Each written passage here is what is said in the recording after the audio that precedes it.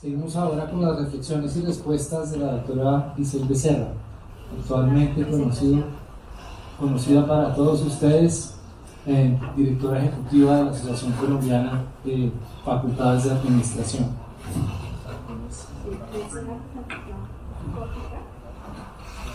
La doctora Becerra es administradora de empresas de la Universidad del Rosario, especialista en dinámica de sistemas de la Universidad Politécnica de Cataluña y maestra en finanzas de la Universidad de los Andes.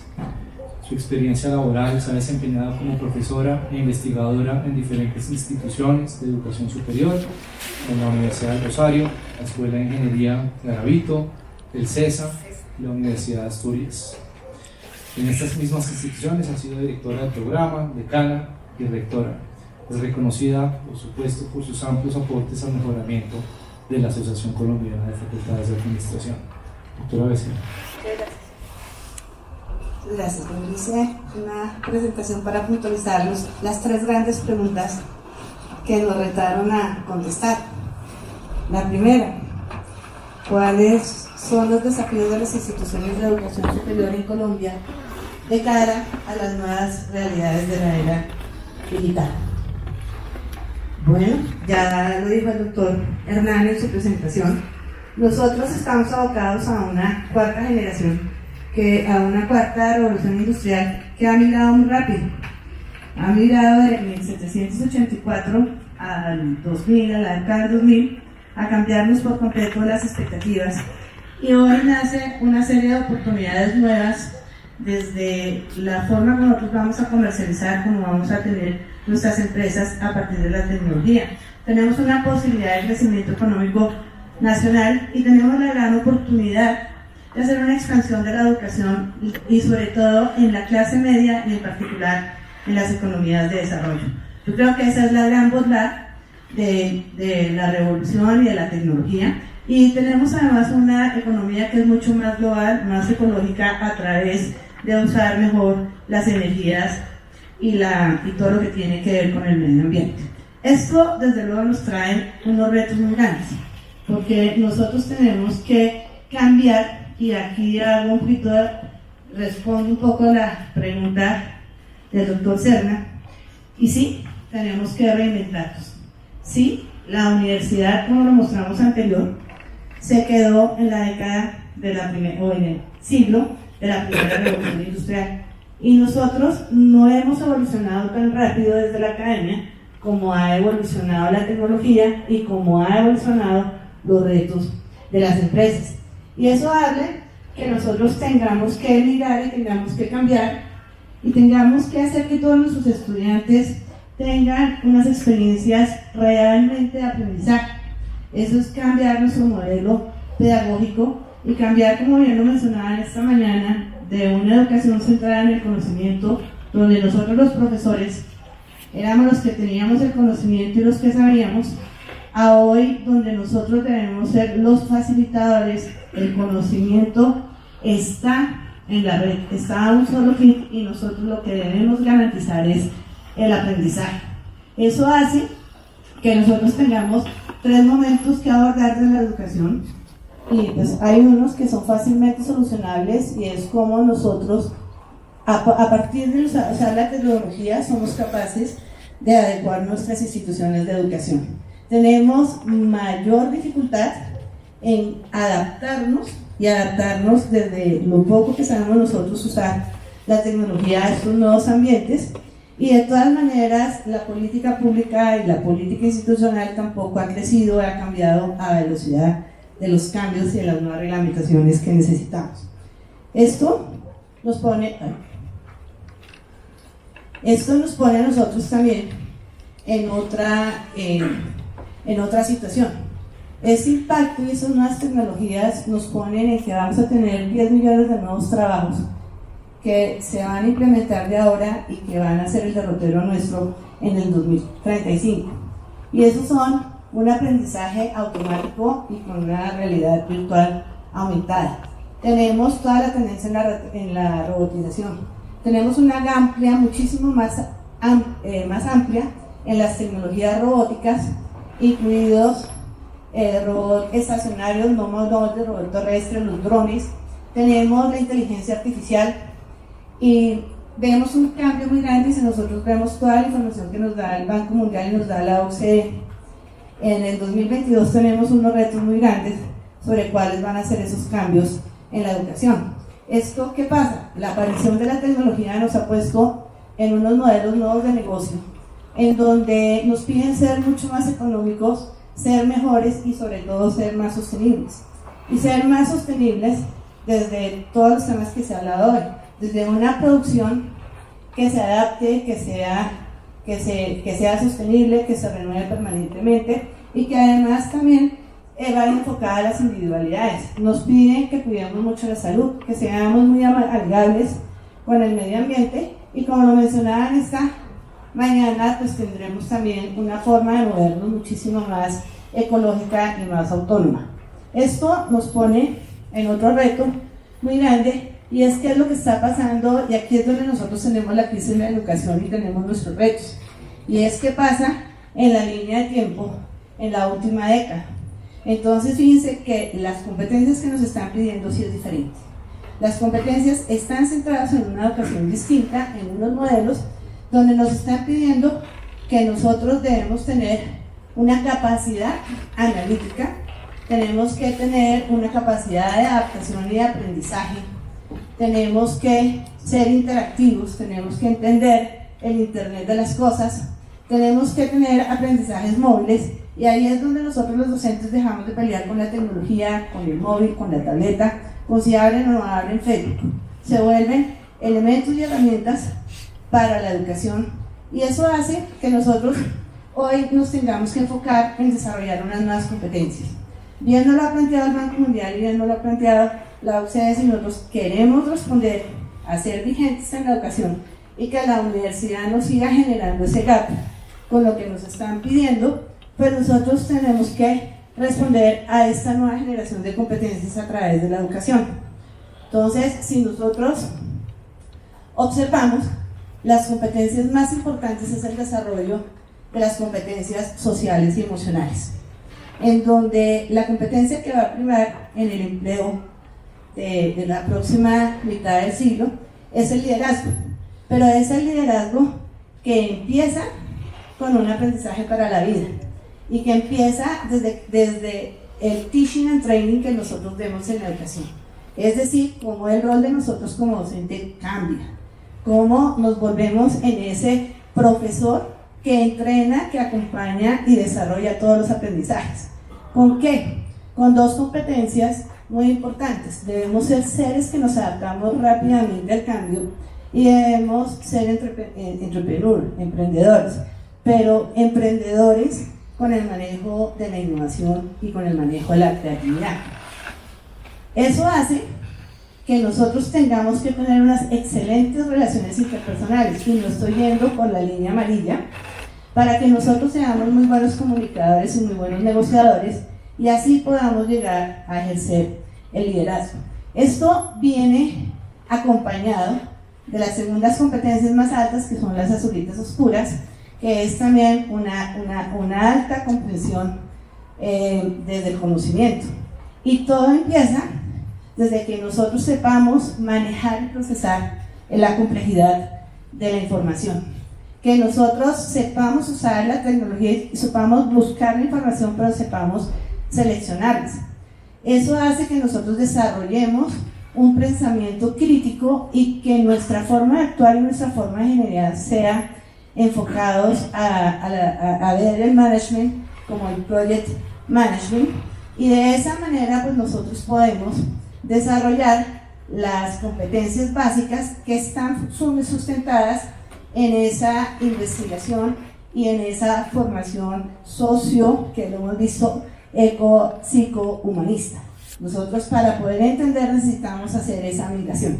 Yo creo que esos son los grandes retos que tenemos nosotros desde la educación y lo que nos da la primera pregunta. Nuestra segunda pregunta: ¿cómo afectan las nuevas tecnologías los procesos de educación presencial?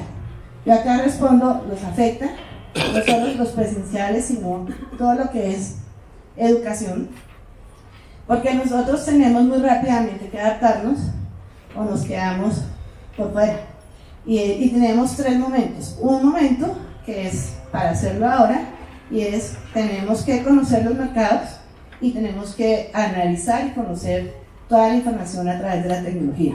Tenemos que adaptar nuestros modelos de enseñanza a las tecnologías y tenemos que saber que la inteligencia artificial nos trae nuevos retos para la formación, y en 2 o 3 años tenemos que tener también un uso y conocer muy bien cómo vamos nosotros a gerenciar los robots y de esa realidad que se nos viene. Y es una gran oportunidad, porque esta es Colombia, y esta es Colombia en su mapa de educación. Y como vemos, las grandes regiones que no tienen educación es la región de la Amazonía, digamos, y este mapa a mí me llama mucho la atención, porque aquí vemos Colombia, digamos, con toda su zona de desarrollo, la oportunidad que tenemos, y aquí tenemos Colombia con lo que es la realidad rural. Y el gran reto que tiene la educación es cómo vamos a llegar a estas 3/4 partes de Colombia, que es la rural. Y si esto lo acompañamos de la realidad que tenemos nosotros, de lo que fueron nuestras últimas elecciones presidenciales y la consulta de corrupción, esto es el panorama. Este es el panorama de una Colombia que en lo cafecito ustedes están encontrando, están pidiendo una oportunidad de inclusión, una oportunidad de educación, una oportunidad de mejorar su vida. Y este es el reto que tiene Colombia en ese panorama de educación. Tenemos toda una serie de oportunidades, y la tecnología y la virtualidad especialmente es la forma de llegar a esa ruralidad, es la forma de desarrollar esas competencias. Esto nos hace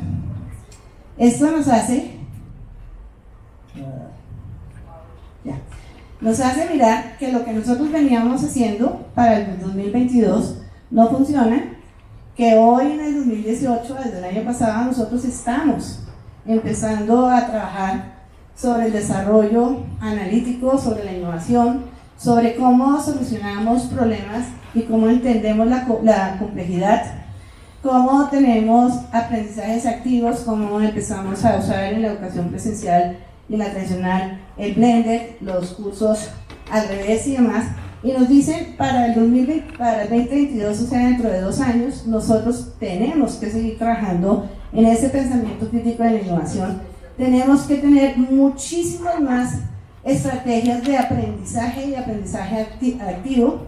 Tenemos que ser originales, intuitivos y creativos, y tenemos que tener ese pensamiento crítico y esa capacidad de análisis para poder responder la problemática que tiene el país a través de un liderazgo social que influencie e impacte al desarrollo sostenible, y debemos ser muy buenos en manejar la inteligencia emocional, el razonamiento y todo, para que la tecnología no nos envista y no quedemos desplazados.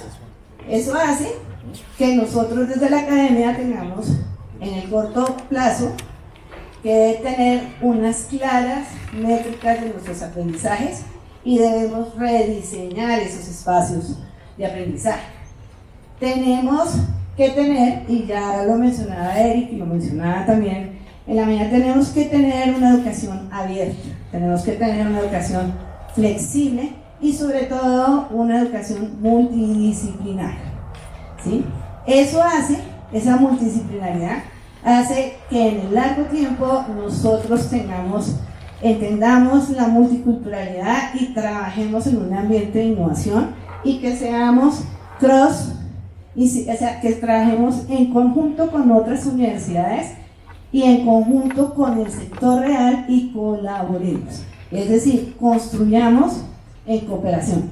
Esto hace que estos son los cambios que se van a presentar, y cuáles son lo que nos presentan van a ser los trabajos y las competencias que al 2022 nos van a medir, y esto hace que nosotros tengamos que cambiar nuestro modelo pedagógico. Y esto es lo más interesante, que la aparición de la tecnología nos trae en este reto. Primero, tenemos que tener muy claro cuáles son esos objetivos de aprendizaje, porque es que los objetivos son misionales y son regionales, son locales.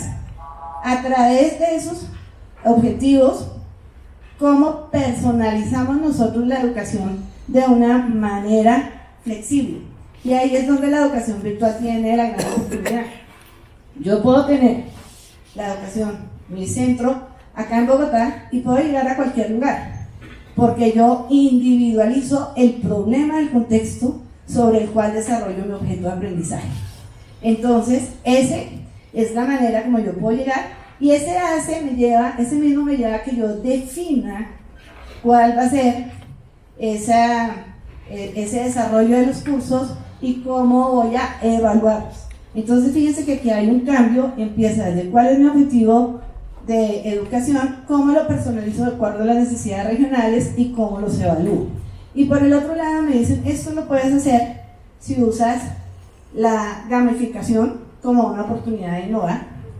La información, la data está en el mundo digital, y cómo yo desarrollo en los estudiantes y en los futuros profesionales esos skills técnicos y sociales.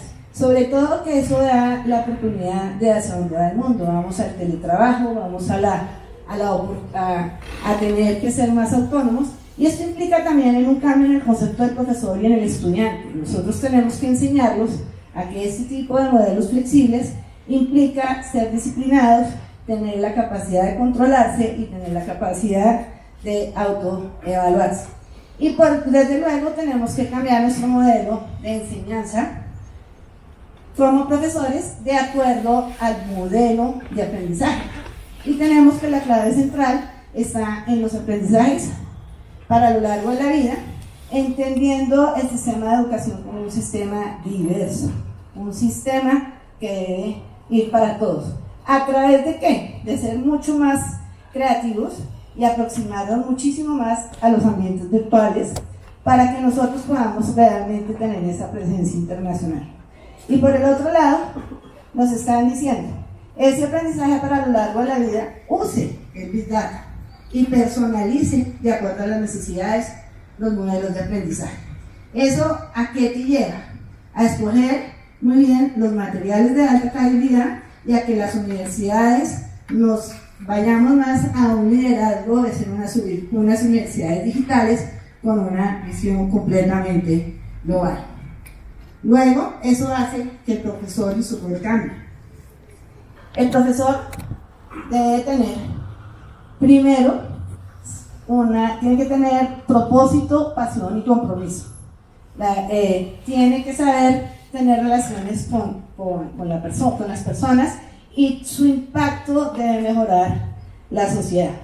Y eso hace a que si los programas virtuales pueden asegurar las condiciones de calidad de los programas presenciales, sí. En el mundo entero están acreditados programas virtuales por la triple corona. Nosotros tenemos baches, pero tenemos un crecimiento muy grande en la educación virtual, y la tenemos sobre todo en ciencias de la educación. Tenemos unos gaps que están relacionados en términos de calidad con otras metodologías, pero yo creo que ahí es donde nosotros tenemos que hacer la innovación. Pero sobre todo, esta desventaja está que la educación virtual está llegando a lo rural, donde tenemos una diferencia muy grande. Si miran esta tabla, ese es el comportamiento del país en las pruebas de calidad. Y lo más triste es que a más bajo índice nacional socioeconómico, más bajos son los resultados de calidad. Y yo creo que este es el gran reto. Yo creo que la educación virtual tiene este gran reto. La flexibilidad de los modelos es cambiar donde está todo el país y donde solamente está Bogotá, algo de Antioquia, algo del Valle, transformar esa matriz. Muchas gracias. Muy bien.